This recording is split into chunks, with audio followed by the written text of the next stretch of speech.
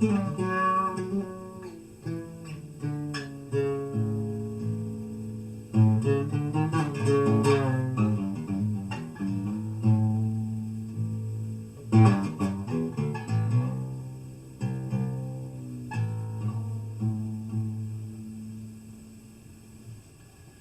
folks, just like to do a quick review on my latest acquisition. I'll give you as you can see, it is an acoustic fretless bass guitar. The brand is an Aria and the model is FEB-FLLVS. Now the specifications on this are that it's a dreadnought cutaway body, and the body is flame NATO. Back and sides. The top is spruce, but I would like to say it's laminated construction throughout, including the top, because I can see the laminations in the edge of the F-holes here. So it does not specify a solid spruce top, but the neck is a set glued in neck, and it's a matte vintage sunburst finish. The bridge is rosewood. The neck is NATO again. The fingerboard is rosewood. No inlays on the neck. 34-inch, which is kind of the standard long scale bass. The nut is 42 millimeters wide. The truss rod is adjustable at the head here. So apart from that, there's nothing more to say than it has got a 2-octave neck, so you can go and then all the way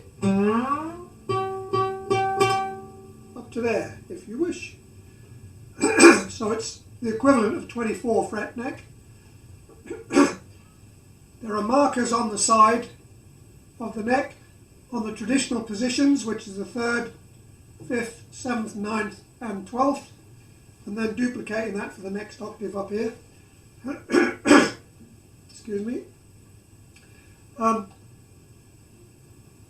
The dots on the side of the neck here are accurately in the right place for a fretless bass.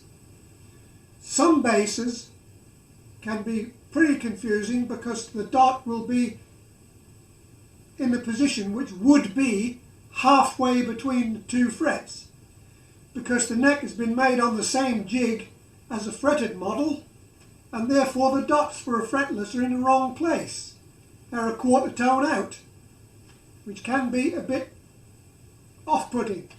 I owned an electric bass before which had this minor problem, and I painted over the dots, and then I painted some more white dots by ear in the right places, because obviously on a fretless you have to put your finger exactly where the fret would have been. So if the dot is halfway between the 2 frets, it's wrong and it's inaccurate, and it'll just put you off when you try playing. Anyway, that's just a small thing.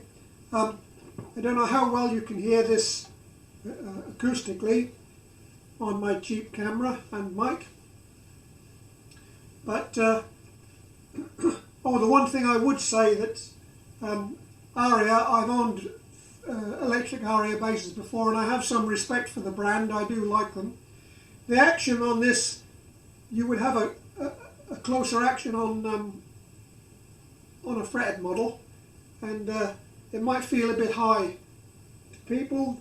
There does not seem too much scope to take it down at the bridge here, but I may take it down a little, I don't know. But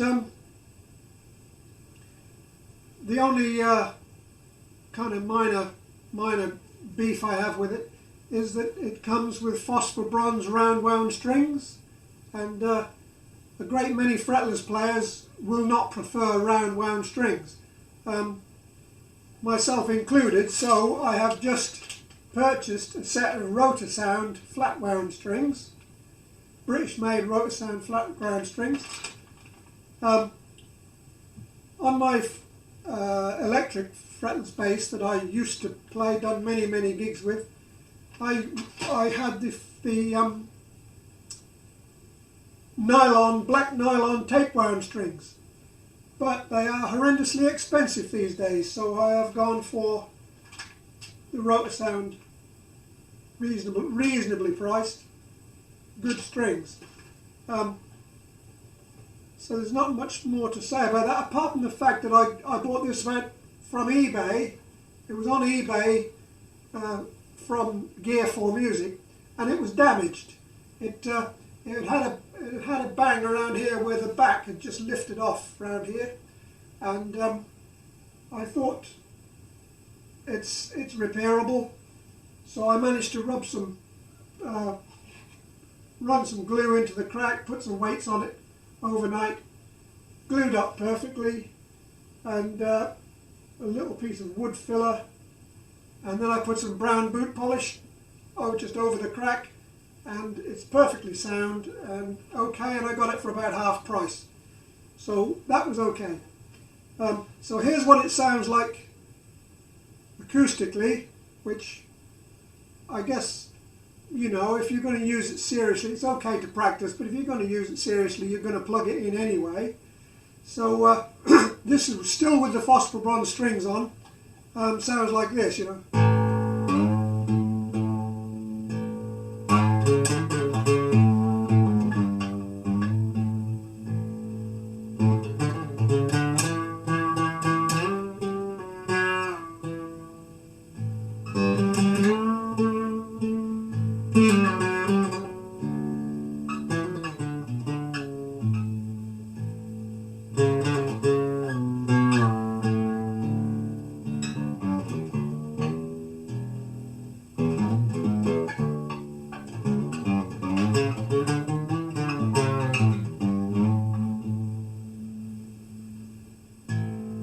So that's what it sounds like.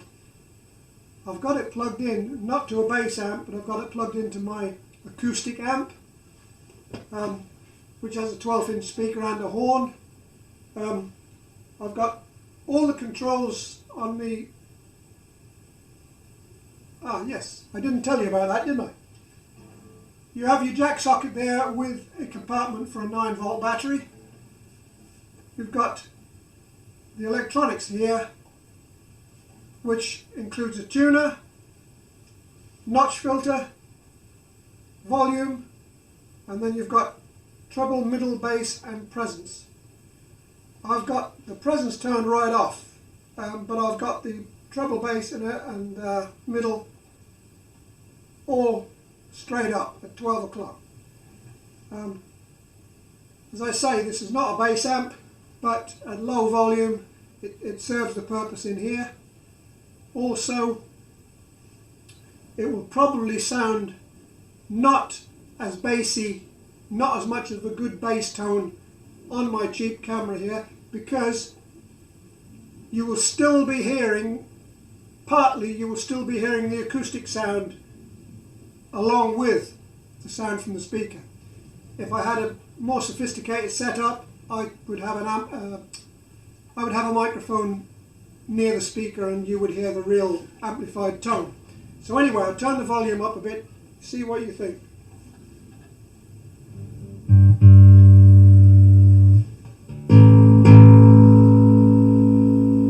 Bearing in mind these phosphor bronze round wound strings are quite bright as well, you know.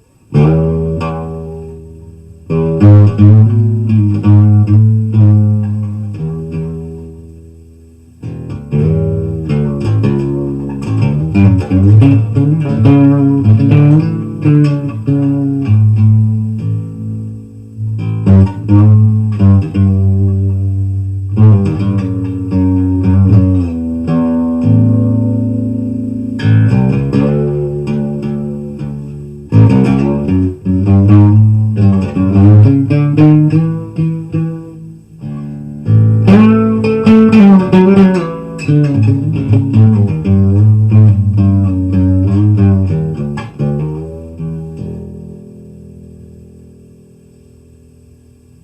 it's, to me, to my ears, just because I can hear the speaker better than the mic can, it sounds pretty good. It's like halfway between a bass guitar and a double bass, and I dare say with a more bassy tone, with these flat wound strings on it, it's going to sound even more like a double bass. So for 130 British pounds, damaged, but repairable, I'm very happy with it. Hope you like it. Thanks for watching.